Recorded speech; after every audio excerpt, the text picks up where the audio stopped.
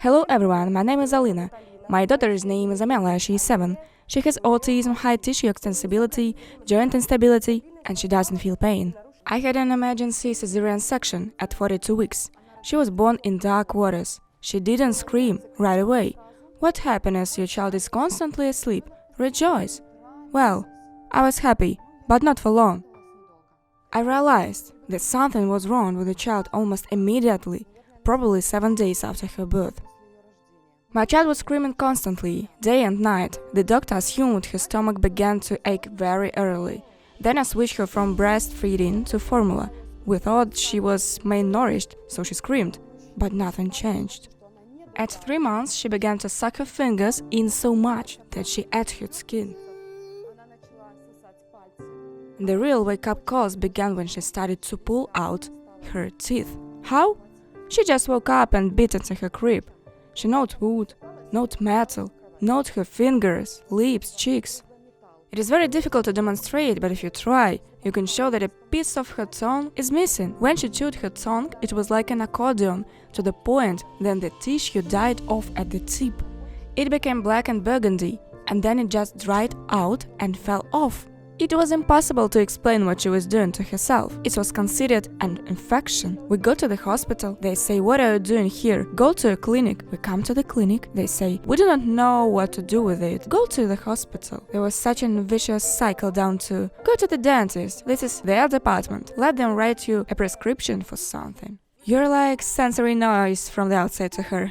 I don't know how well she understands you, it is very difficult to define, because she cannot give me an answer to such questions, but she distinguishes something for herself if there are familiar words.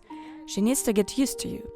If the environment was unfamiliar, she might not have ever noticed you. She would be interested in everything around her, not specifically in you.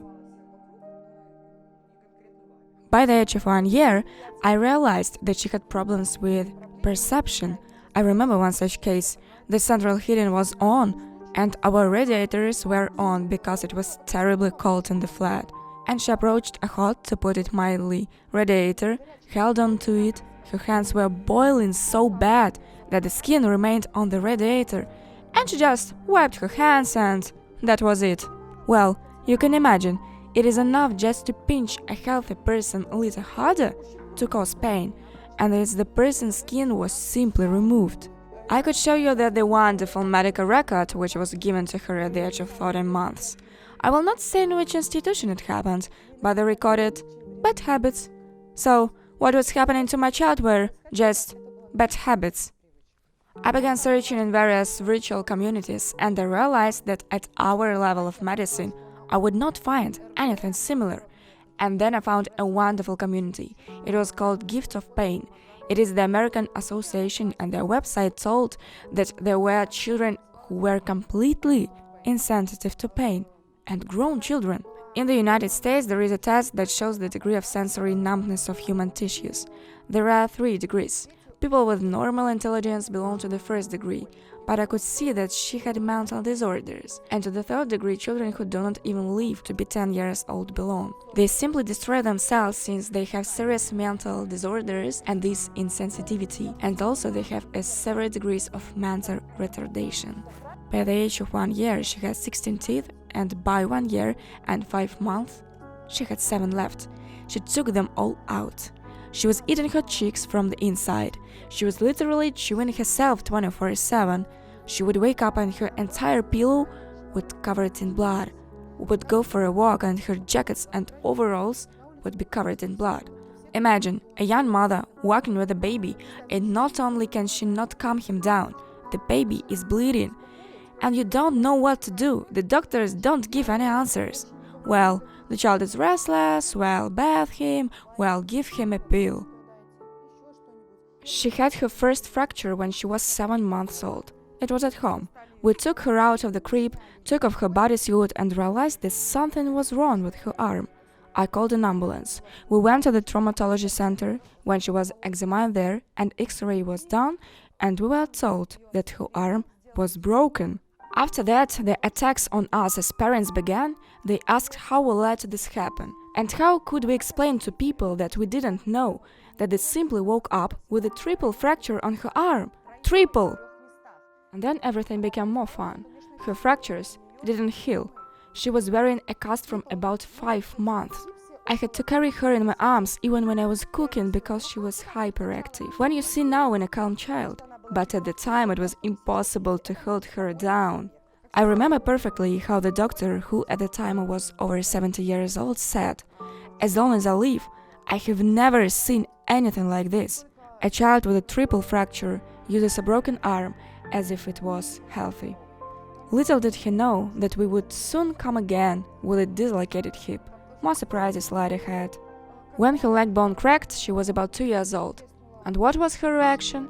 No reaction. I had already given birth to my second child. My son was a month old when she got the injury, which became our main problem for many years. The child who had been walking, running, and jumping from birth suddenly became bedridden. I ran after her to the kitchen and saw that she fell after each step. I know my child. She took out her teeth, ate her skin, had already suffered 4 fractures, and suddenly she could not walk. I called an ambulance and they said that the child might have a dislocated hip. So I had an autistic child with a dislocated hip in my arms, a newborn baby at home, and I just stood on the street and didn't know where to go. Now she doesn't chew her cheeks, doesn't gnaw her hands, but a year ago a new problem appeared. She began to scratch her skin. If you look under her shirt, you can see. Those are recent. She had spots on her face, on her forehead. She just peeled off her skin. She peeled off moles, then skin. Before that, she used to pull out her hair. She stopped destroying her hair and started destroying her skin. And it is constantly changing. Now one thing, then another. And you always think, what is this surprise for today? It was clear that she was autistic by the age of 2.5.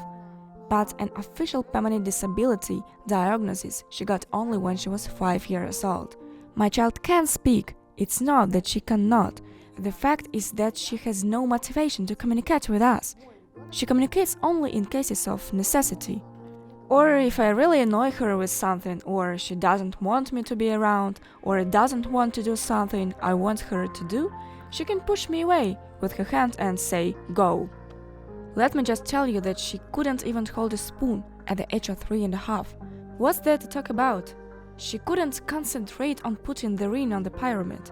And I'm not talking about creating a sequence from the largest to the smallest. She couldn't enter the doorway. She would hit all the walls, corners. She would fall and hit her head on the flower pots. She didn't notice people, animals. She was constantly in this foggy state where she was comfortable. At the time, in the state, I couldn't leave her with anyone. Let me give you the simplest example that I will remember for the rest of my life.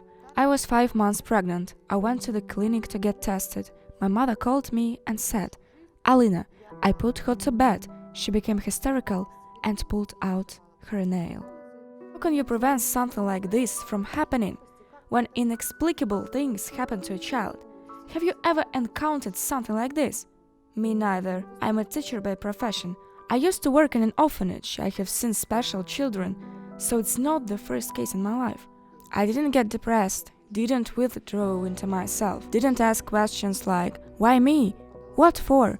I just accepted that my child is like that. The next step, what should I do to help her to be alive, more or less healthy?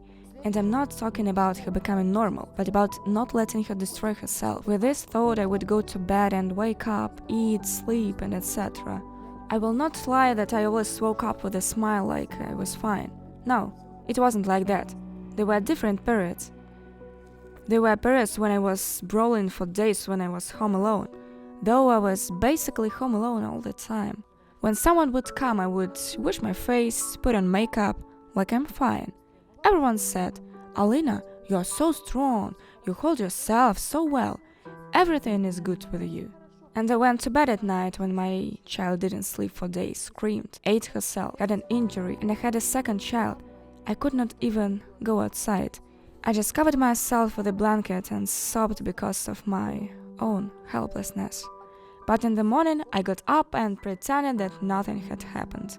Now I have not been crying for a long time. In matters of attitude toward children, help, upbringing, I have no complaints about my husband. He's a responsible and good father. He works, yeah. How do I see my daughter's life in 20 years? Do you want to know myth or reality? Reality. I am being realistic. I can repeat it 1,000 times. I see her life next to me, 20 years later. I believe, I dream like all parents. But I understand that she needs me, she needs help, and I am aware of this, and it does not scare me at all. Being a mom of a special child is like being a mom of an ordinary one, just a little different.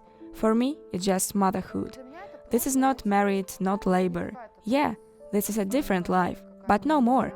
We just love our children. I have a special child and an ordinary one, and I love them both equally.